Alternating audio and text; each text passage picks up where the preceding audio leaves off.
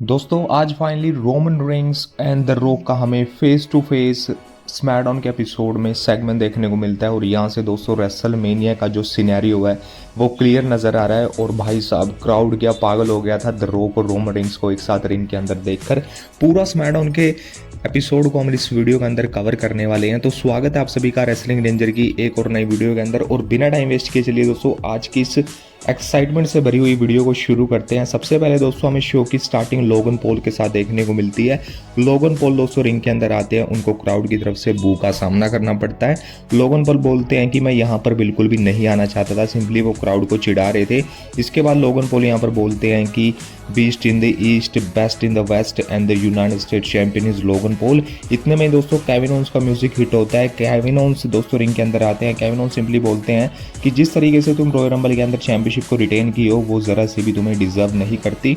मैं तुम्हें फिर से रीमैच के लिए चैलेंज करता हूं और इस बार तुम्हारी चैंपियनशिप तुमसे छीन लूंगा और मुझे किसी ब्रास नक्कल की भी ज़रूरत नहीं है। इसके बाद दोस्तों लोगन को बोलते हैं कि तुम अभी मेरे बारे में नहीं बल्कि जो तुम्हारा मैच होने वाला है उसके बारे में तुम ज़्यादा सोचो। इसके बाद दोस्तों Austin Theory versus Grayson Waller के बीच में हमें Austin Theory and Kevin Owens के बीच में हमें मैच देखने को मिलता है। ग्रेसन वॉलर भी उनके साथ आए हुए थे।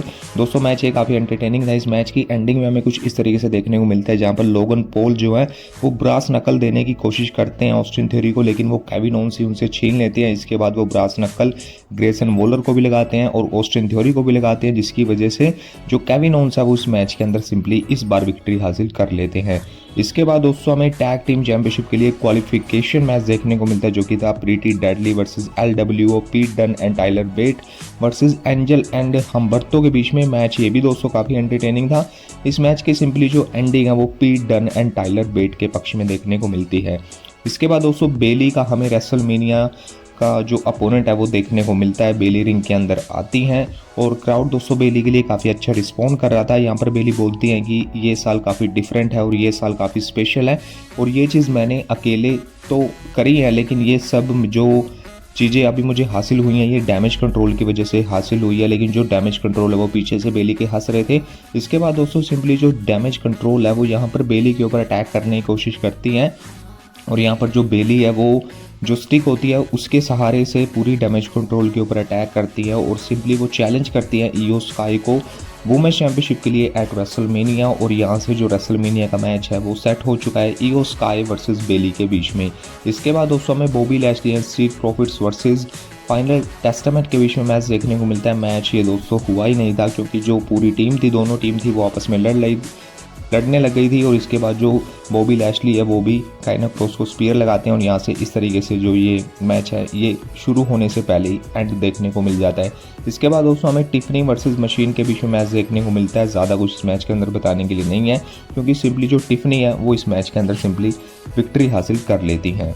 दोस्तों इसके बाद हमें मेन इवेंट सेगमेंट देखने को मिलता है Roman Reigns and Cody Rhodes का। तो यहाँ पर सिंपली दोस्तों रोमन रेंस आते हैं। रोमन रेंस सबसे पहले तो वहाँ की क्राउड को एक्नॉलेज करने के लिए बोलते हैं और कोडी रोड्स के चैंट्स काफ़ी सुनने को मिल रहे थे। इसके बाद दोस्तों रोमन रेंस सेथ रोलिंस के बारे में बात करते हैं कि सेथ रोलिंस अपने आप को वर्सोस चैंपियन बोलता है, लेकिन अभी वो 3 महीनों के लिए बाहर रहने वाला है। यहाँ पर सिंपली दोस्तों रोमन रेंस सेथ रोलिंस को टारगेट कर रहे थे। इसके बाद वो कोडी रोड्स के बारे में बोलते हैं कि कोडी रोड्स एक इडियट है, कोडी रोड्स को वैल्यू नहीं है। और इतने में ही दोस्तों यहाँ पर कोडी रोड्स का म्यूजिक हिट होता है। कोडी रोड्स रिंग के अंदर आते हैं। कोडी के लिए काफ़ी तगड़े चैंट सुनने को मिल रहे थे और यहाँ पर कोडी रोड्स सिंपली आकर बोलते हैं कि किस तरीके से रोमन रेंस ने जो वर्ल्ड हैवीवेट चैंपियनशिप है उसको हॉलीवुड टाइटल बनाया। इसके बारे में ब्रूनो सैमंटिनो के बारे में बात करते हैं कोडी रोड्स। और यहाँ पर कोडी रोड्स बोलते हैं कि मुझे अपनी स्टोरी को तो फिनिश करना ही है। और लास्ट में दोस्तों यहाँ पर कोडी रोड्स बोलते हैं कि रोमन रेंस मैं तुम्हारे पीछे तो आ रहा हूँ लेकिन मैं रेसलमेनिया के अंदर नहीं आ रहा।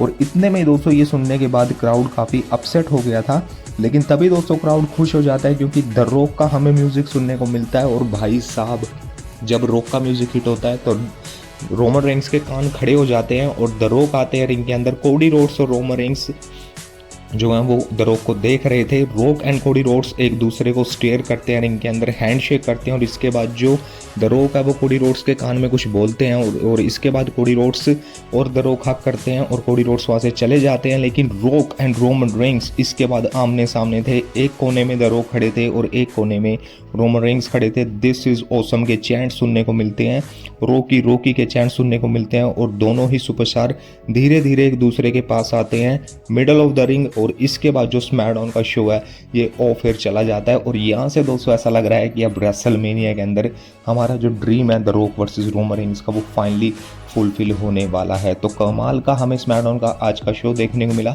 उम्मीद बिल्कुल भी नहीं थी कि रोमन रेंस के साथ द रॉक का हमें ऐसा सेगमेंट देखने को मिलेगा, ऐसा मूवमेंट देखने को मिलेगा। तो इसके लिए तो वीडियो को लाइक और शेयर जरूर कीजिए, कमेंट्स के अंदर अपनी राय लिखिए और चैनल को सब्सक्राइब कीजिए डेली रेसलिंग की वीडियोज़ के लिए। मिलते हैं दोस्तों अपनी अगली वीडियो के अंदर। Take care and goodbye and thank you so much for watching this video.